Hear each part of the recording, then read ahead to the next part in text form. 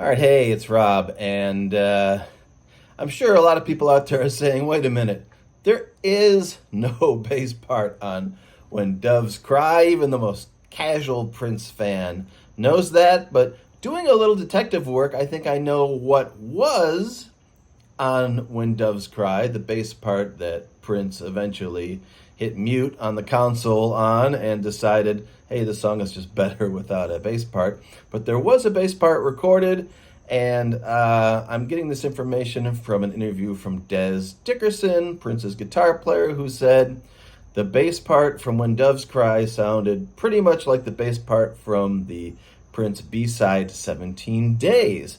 Now, my story would work out a lot better if he had recorded When Doves Cry, played the bass, deleted it, and then thought, well, that bass part is pretty good. I'm going to write a new song called 17 Days and use the bass part on there. I don't think that's what happened.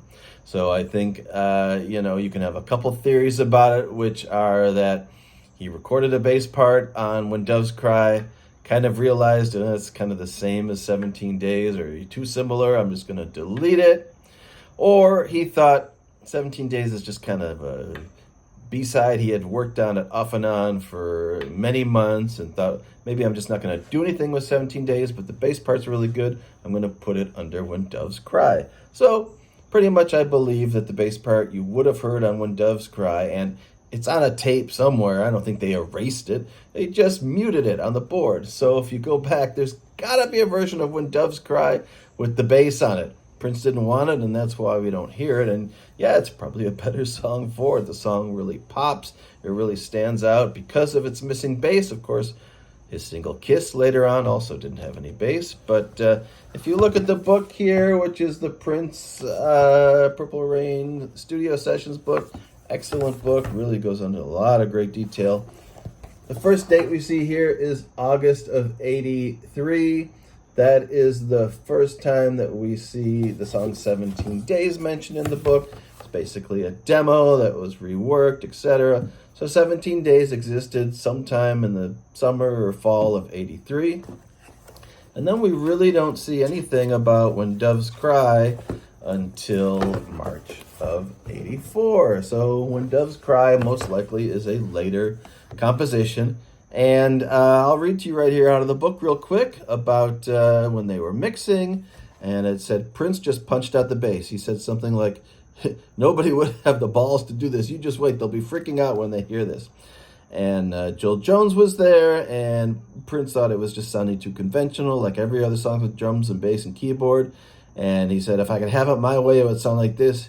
He muted the bass, and Joel Jones said, go for it. Hey, why not?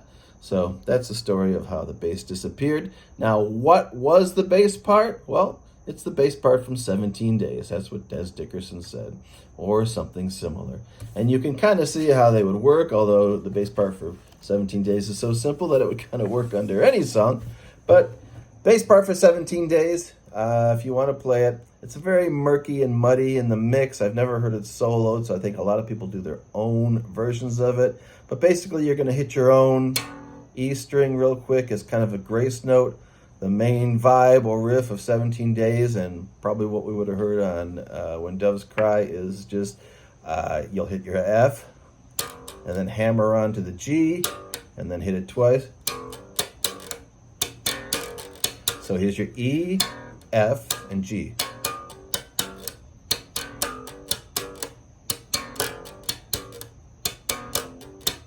That's the most basic version of 17 Days. And I think there are a couple little accents, little hits, little finger plucks on the top there you can do. You can go ahead and pop the B flat there on the high string.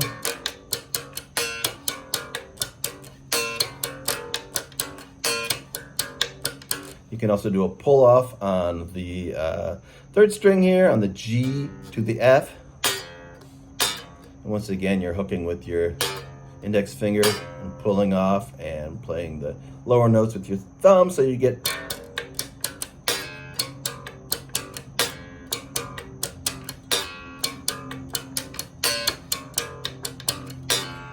So that's 17 Days, more or less. You'll see a lot of different versions on YouTube, that's a simplified version. I'm a guitar player, just who happens to own a bass. So I'm just kind of replicating it the best and simplest way that I can, just for demonstration purposes. Now, how would that have worked under When Doves Cry? Well, you just move it up 2 frets. When Doves Cry is kind of an A minor tonality, even though there's very little music. I mean, there are chords and things in there, but you kind of have to assume that if you were playing along on acoustic guitar or whatever, you're basically going to be A minor, G, and so you just move that main riff up 2 frets. You can still hit your low E, but just moved up to G and A.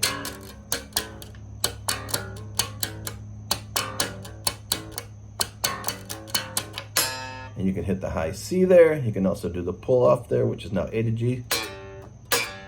So the main riff that we probably would have heard under When Doves Cry before Prince hit the mute button was